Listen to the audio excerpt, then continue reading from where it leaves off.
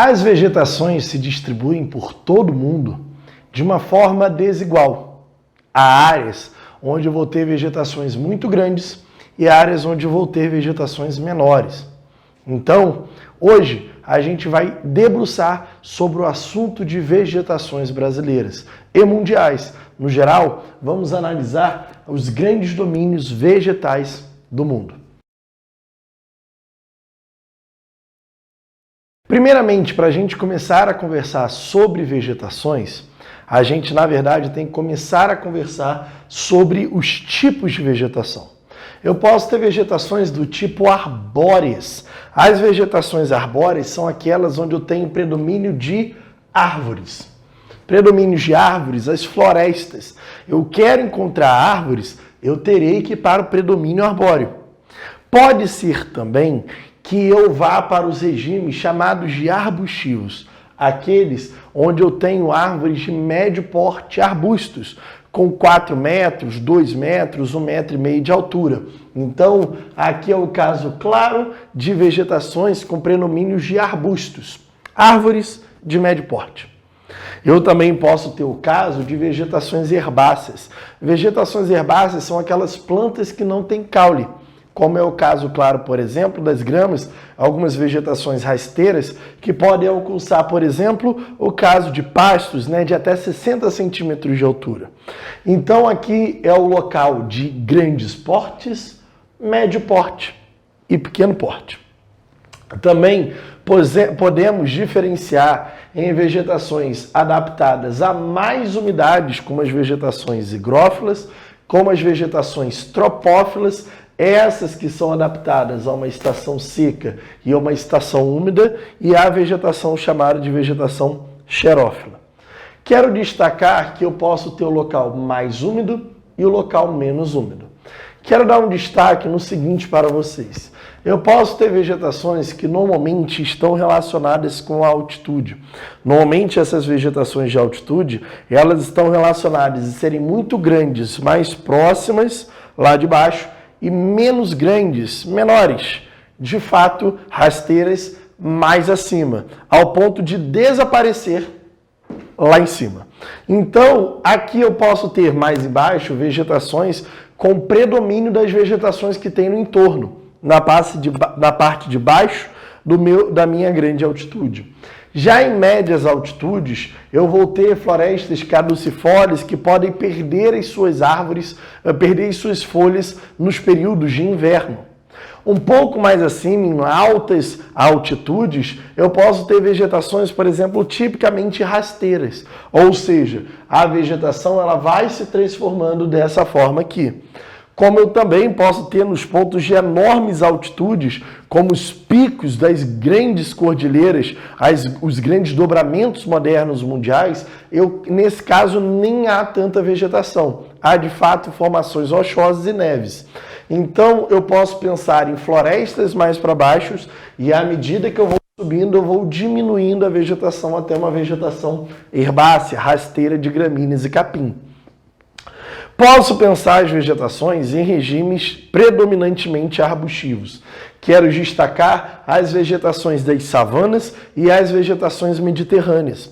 As vegetações mediterrâneas normalmente estão próximas no entorno do mar Mediterrâneo, como normalmente em trechos ao norte da África e também ao sul da Europa, eu tenho essas vegetações tipicamente mediterrâneas. Também há trechos das vegetações mediterrâneas nas regiões do oeste, em trechos da América do Sul, do oeste americano, inclusive são conhecidas como chamado chaparral. Aqui essas vegetações mediterrâneas, elas são vegetações xerófitas, adaptadas a ambientes secos, com arbustos como oliveira, entre outros. Destaca-se principalmente no sul da Europa e norte da África, uma vegetação ao entorno do mar Mediterrâneo, a vegetação mediterrânea.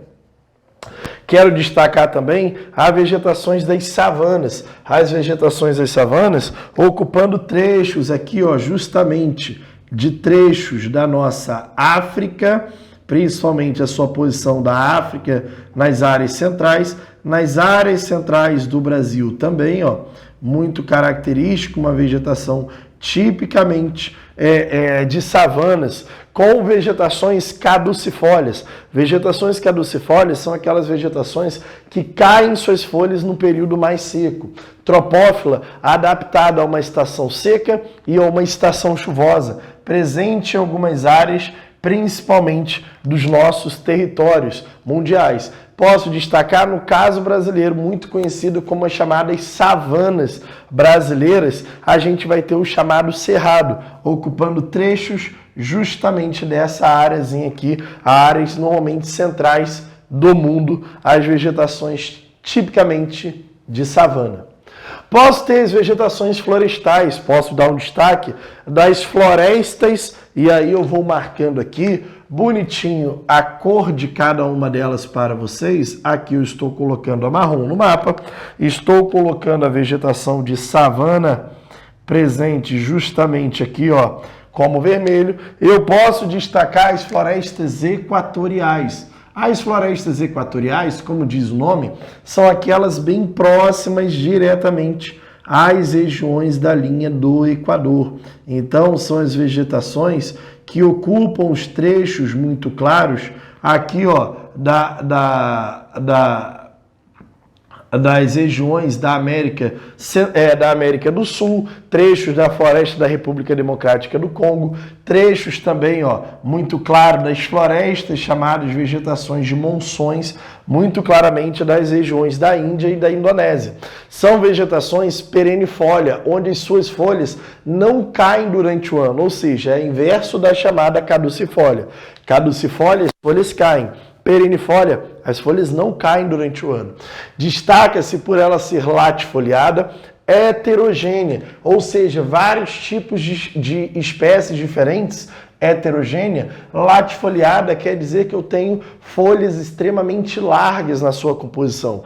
Grande densidade florestal, árvores normalmente acima de 40 metros e um clima extremamente quente e úmido, uma floresta tropical.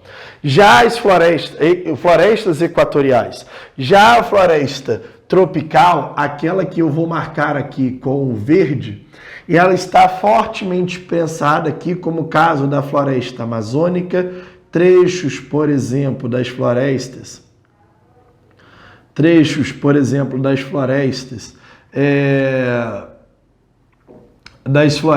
da Mata Atlântica. Aqui, ó, nós vamos ter claramente as vegetações das matas tropicais, tá? Em áreas principalmente próximas ao trópico mesmo, tá? E aí eu vou destacar aqui com vocês algumas florestas tropicais dentro desse intuito.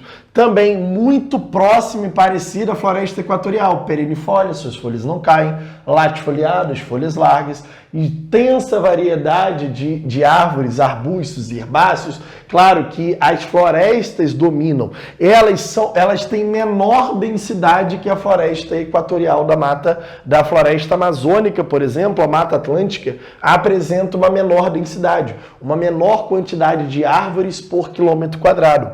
Claro que se eu for olhar mais ainda, um pouco mais para cima, eu posso pegar as florestas chamadas de florestas temperadas, ou as florestas subtropicais. As florestas temperadas, elas já vão estar um pouco mais acima, ó, muito claramente mais acima, presente em alguns trechos, tá? Presente em alguns trechos, principalmente dos trechos da Europa, as florestas temperadas da Europa, muito claramente, em trechos principalmente, deixa eu colocar aqui, ó, de algumas áreas da Rússia.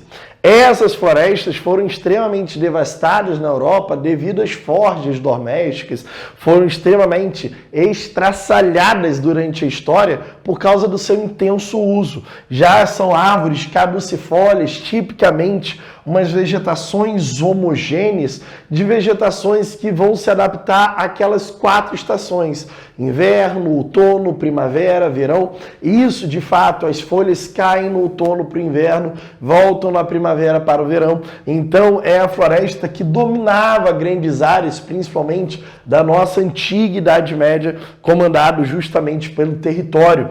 Tem trechos na Rússia, grandes trechos na Europa, trechos também nas regiões da América do Norte. Já a floresta boreal é a floresta que vai ocupar grandes partes, principalmente, da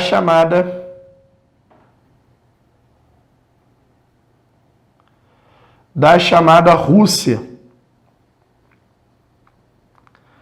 Trechos muito claros aqui para vocês dessa vegetação, principalmente da chamada Rússia. Eu terei essas florestas conhecidas como as florestas as florestas boreais. Deixa eu colocar aqui, ó, dessas vegetações aqui muito claras, que são as vegetações da floresta boreal, tipicamente rosinha aqui para vocês.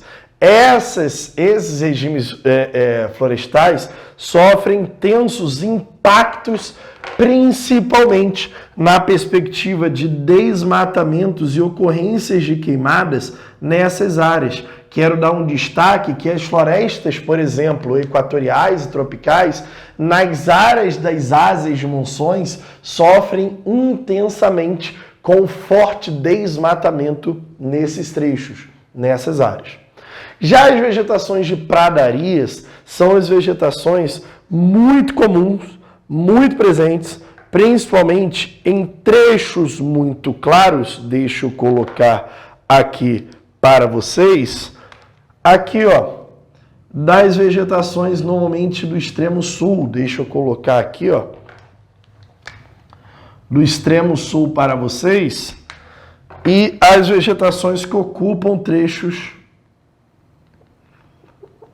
das pradarias, em latitudes normalmente médias e altas, em planícies centrais na América do Norte, assim como também no sul, nós vamos ter a presença dos chamados pampas. Já as estepes presentes, deixa eu colocar aqui, ó, a presença das chamadas pradarias, já conhecida claramente como a nossa querida e chamadas estepes, ocupam trechos principalmente das regiões da Ucrânia, principalmente regiões mais áridas. A formação dela é bem parecida com a das pradarias, porém as pradarias são de locais mais úmidos, enquanto as estepes de locais mais secos. Destaca-se, por exemplo, os solos chamados chernósio sobre áreas da Ucrânia e da Rússia, onde se desenvolvem áreas de estepes normalmente.